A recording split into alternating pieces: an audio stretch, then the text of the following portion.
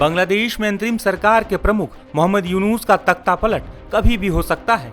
बांग्लादेश के सेना प्रमुख वकारुज्जमा मोहम्मद यूनुस पर जल्द से जल्द चुनाव कराने का दबाव भी बना रहे हैं ताकि चुनी हुई सरकार बांग्लादेश के भविष्य से जुड़े मामलों का फैसला ले सके। बता दें कि बांग्लादेश के सेना प्रमुख जनरल वकारुज्जमा और मोहम्मद यूनुस के बीच लंबे समय से टकराव चल रहा है। सेना प्रमुख की तरफ से बांग्लादेश में दिसंबर तक आम चुनाव कराने का अल्टीमेटम भी दिया गया था। बांग्लादेश के आर्मी चीफ ने साफ तौर पर कहा है कि देश में जल्द से जल्द चुनाव होने चाहिए। इसके साथ ही सेना प्रमुख ने यूनुस को हिदायत देते हुए दो टूक कहा है कि जब तक बांग्लादेश में चुनी हुई सरकार नहीं आ जाती तब तक कोई बड़ा फैसला नहीं लिया जाएगा। वहीं मोहम्मद यूनुस के नेतृत्व वाली अंतरिम सरकार चुनावों को लगातार टाल रही थी। हालांकि अब आर्मी चीफ के दबाव के बाद अंतरिम सरकार की ओर से ये कहा गया है कि दिसंबर से लेकर अगले साल जून के बीच कभी भी चुनाव कराए जा सकते हैं। हालांकि आर्मी चीफ ने मोहम्मद यूनुस को दिसंबर तक बांग्लादेश में चुनाव कराने का अल्टीमेटम दिया था। हाल ही में बांग्लादेश में म्यांमार सीमा पर रखाइन जिले में मानवीय गलियारा बनाने की कथित योजना को लेकर बांग्लादेशी सेना और अंतरिम सरकार आमने सामने है। अंतरिम सरकार ने अमेरिका की तरफ से प्रस्तावित रखाइन कॉरिडोर पर सहमति व्यक्त की थी, जिसके बाद आर्मी चीफ वकार ने इसे खूनी कॉरिडोर बताते हुए अंतरिम सरकार को चेतावनी देते हुए कहा था कि बांग्लादेश की सेना कभी भी ऐसी गतिविधि में शामिल नहीं होगी जो संप्रभुता के लिए हानिकारक हो, न ही किसी को ऐसा करने की इजाजत दी जाएगी। जिसके बाद यूनुस सरकार ने रखाइन कॉरिडोर मामले पर यू टर्न ले लिया था। आर्मी चीफ के दबाव के बाद यूनुस के इस्तीफे की अटकलें भी लग रही थी। बांग्लादेश में मची उथल पुथल और मौजूदा हालात को लेकर पूर्व राजनयिक वीना सिकरी ने काफी विस्तार से बताया है। देखिए, ये सब जो रेजिग्नेशन का ड्रामा था कि मोहम्मद यूनुस रिजाइन करने वाले हैं, जा रहे हैं, ये सब ड्रामा ही था, बिल्कुल ड्रामा था। और ये इसलिए ड्रामा शुरू किया था क्योंकि बिल्कुल कोई स्पीशियस तौर पे शुरू किया था कि शायद उनके कोई नाहिद इस्लाम एडवाइजर हैं, वो जाके उनको मिले और मीटिंग से बाहर आने के बाद इन्होंने कहा, एडवाइजर ने कहा, मोहम्मद यूनुस ने कभी कुछ कहा नहीं है रेजिग्नेशन के बारे में, क्योंकि वो डरते हैं कि वो रेजिग्नेशन का बात कहें तो लोग उनको हटा देंगे पद से। तो उन्होंने कहा कि वो रेजिग्नेशन करना चाहते हैं। और कल के दिन में, सैटरडे के दिन में बांग्लादेश में उन्होंने कुछ कोशिश भी की, जो ये इस्लामिस्ट पार्टीज हैं और ये जो स्टूडेंट्स पार्टी है, नेशनल क्रिश्चियन पार्टी, उन्होंने एक कोशिश की कि स्टूडेंट्स को सड़क पे लाके वो मोहम्मद यूनुस के सपोर्ट में उन्होंने कुछ नारे भी रेज किए कि मोहम्मद यूनुस 5 साल रहेंगे और प्रेसिडेंट बनेंगे, ये नारे भी उन्होंने। लेकिन वो डेमोन्स्ट्रेशन कुछ था ही नहीं, बहुत कम लोग आए। मोहम्मद यूनुस का आज की तारीख में बांग्लादेश में कोई उनका सपोर्ट करने को तैयार नहीं है, बिल्कुल उनकी कोई सपोर्ट है ही नहीं। उनके पीछे सिर्फ वो इस्लामिस्ट पार्टीज हैं, जमाते इस्लामी हैं और इस्लामी आंदोलन बांग्लादेश, कुछ ऐसे इस्लामिस्ट पार्टीज हैं जो एडवाइजर भी बने हुए हैं सरकार में, बिल्कुल अगेंस्ट द कॉन्स्टिट्यूशन है। आर्मी चीफ का फॉर्मली वर्बल बयान आ गया कि इस साल के अंत तक उन्हें इलेक्शन। जी बिल्कुल। तो ये सब ड्रामा, जो रेजिग्नेशन का ड्रामा शुरू हुआ, वो इसलिए हुआ क्योंकि 21 मई को 3 दिन पहले जनरल वकारुज्जमा आर्मी चीफ ने एक सभा बुलाई थी, बहुत बड़ी सभा बुलाई थी, जिनमें सारे आर्मी ऑफिसर्स थे जो उनकी जो यूएन पीस कीपिंग में वो भी उन्होंने हिस्सा लिया on the virtual link, zoom link पे। तो इस आर्मी की सभा में बहुत डिस्कशन हुए और बहुत वाइड स्प्रेड डिस्कशन है। उसके बाद आर्मी ने इनकी 5 पंक्तियां निकाली कि क्या क्या उनके निर्णय हुए हैं। और सबसे बड़ा निर्णय उन्होंने 2-3 जो कहा है, उन्होंने कहा कि आर्मी जो है बांग्लादेश में अब के बाद कोई भी मॉब वायलेंस, कोई भी एनार्की टॉलरेट नहीं करेगी। बल्कि वो साफ साफ कह रहे थे कि आज की तारीख में बांग्लादेश में एनार्की है, मॉब वायलेंस है, कोई भी वहां स्टेबल सिचुएशन नहीं है। और ये बात बिल्कुल हमें पता है क्योंकि सारा जो मोहम्मद यूनुस की कोशिश है कि भारत के साथ ट्रेड बंद हो जाए, भारत के रिश्ते खराब हो जाएं, लोगों की कोई स्वीकारी नहीं है। क्योंकि जो चीजें बांग्लादेश जाती थी उनके फैक्ट्रीज के लिए या उनके डेली कंजम्पशन के लिए, वो बंद हो गई हैं और प्राइसेस बढ़ रही हैं, फैक्ट्रीज बंद हो रहे हैं, जॉब्स, लोगों की जॉब्स नहीं मिल रहे हैं, लोग अपने जॉब्स को खो दिए जा रहे हैं, बहुत अनरेस्ट है। और ये आर्मी ने कहा कि हम बिल्कुल कोई भी अनरेस्ट और वायलेंस नहीं चाहते, हम इसका सहन नहीं करेंगे, उस पर एक्शन लेंगे। नंबर 1। नंबर 2, उन्होंने कहा कि जो 1971 लिबरेशन वॉर के वैल्यूज हैं वो बिल्कुल नॉन नेगोशिएबल हैं। बल्कि वो इस पे सबका अटेंशन ड्रॉ कर रहे थे कि मोहम्मद यूनुस की कोशिश है कि वो 1971 लिबरेशन वैल्यूज को भुला दें और कुछ और अपना कोई कह रहे हैं जुलाई डिक्लेरेशन, सेकेंड रिपब्लिक, पता नहीं क्या क्या बातें करें जिनके बारे में लोगों की स्वीकारी है ही नहीं। और आर्मी चीफ ने उनके बयान में कहा कि बिल्कुल ये इसको कह रहे हैं। और फिर उन्होंने कहा कि वो इलेक्शन चाहते हैं। उन्होंने कहा कि इलेक्शंस बिल्कुल दिसंबर तक, इस साल के अंत तक, मतलब अगले 5-6 महीनों में इलेक्शंस को करा देने चाहिए।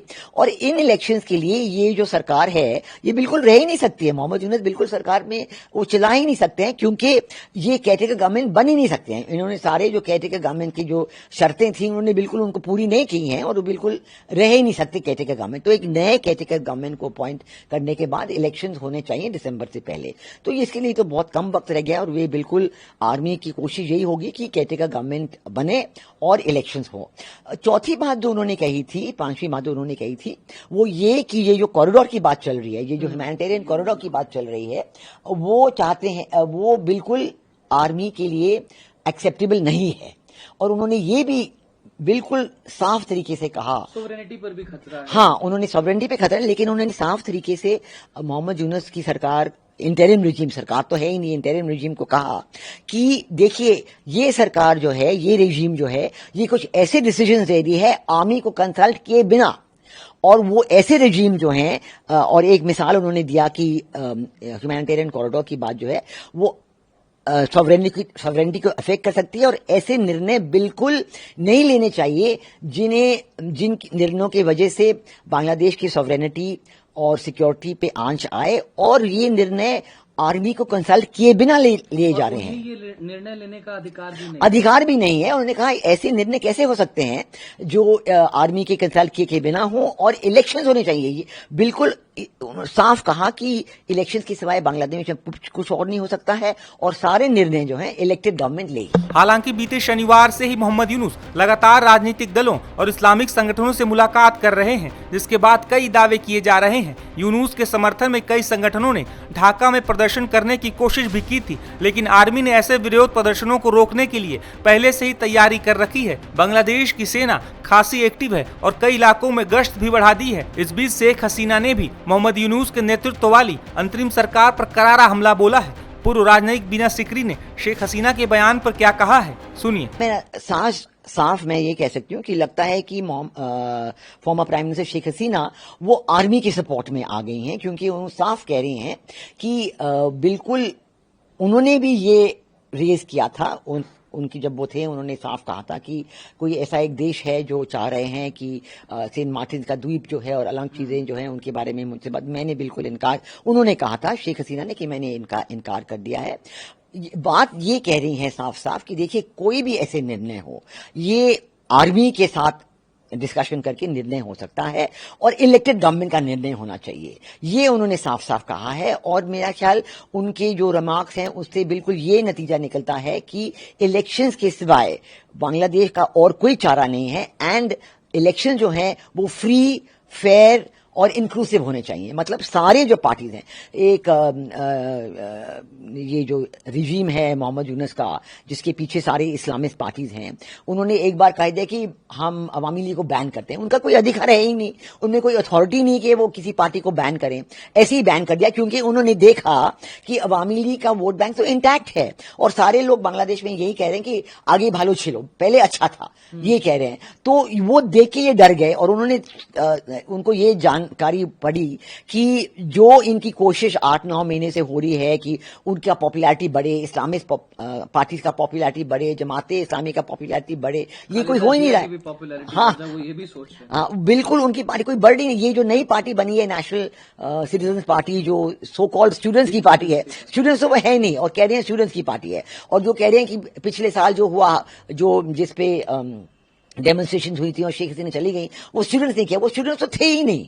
ये जिन्होंने इस्लाम में ये नेशनल सिटीजन पार्टी बनी, वो पार्टी ने भी देखा है कि उनकी कोई सपोर्ट है ही नहीं।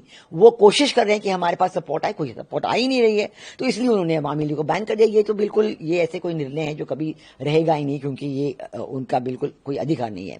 तो साफ साफ ये लगता है कि बांग्लादेश में फ्री, फेयर और इंक्लूसिव इलेक्शंस होनी चाहिए, जिनमें सारी पार्टीज के भाग लेना चाहिए। हमने देखा है कि इवन अवामी लीग की जो प्राइम मिनिस्टर शेख हसीना है वो तो बाहर बैठी हुई हैं, और बीएनपी की तारिक रहमान जो उनकी लीडर हैं वो भी बाहर लंदन में बैठे हुए हैं। उनको भी वापस नहीं आने की इजाजत दे दी जा रही है, क्योंकि वो डर रहे हैं कि वो तारिक रहमान आएंगे तो उनके लिए बड़ी पॉपुलैरिटी बढ़ेगी, और फिर ये और भी साबित हो जाएगा कि जो इंटरिम रेजिम है इनकी कोई ना तो पॉपुलैरिटी है, कोई नहीं चाहता कि ये रहे। तो ये बिल्कुल साफ हो रहा है, दिन ब दिन ये साफ हो रहा है। जो आर्मी चीफ ने अपनी सभा बुलाई है उससे ये बिल्कुल जाहिर है कि आर्मी बिल्कुल सपोर्ट में नहीं है इस मोहम्मद यूनुस की सरकार में। उन्होंने उनको बता दिया है, देखो 4-5 उनके निर्णय हैं, उन्होंने बता दिया है। और इसके बाद ये रेजिग्नेशन का ड्रामा इन्होंने किया। अब वो कह रहे हैं कि हम रहेंगे, वो किस बात पे रहेंगे? उनका कोई रहने का अथॉरिटी तो है ही नहीं, ना तो लॉन्ग टर्म ना शॉर्ट टर्म। इनको सिर्फ आर्मी एक केयरटेकर गवर्नमेंट बनाएंगी और फिर इलेक्शंस कराएंगे। यही बांग्लादेश में हो सकता है। वहीं बांग्लादेश के मौजूदा हालात पर भारत के साथ साथ अमेरिका, चीन और आतंकियों के आका पाकिस्तान की भी निगाहें लगी हुई हैं।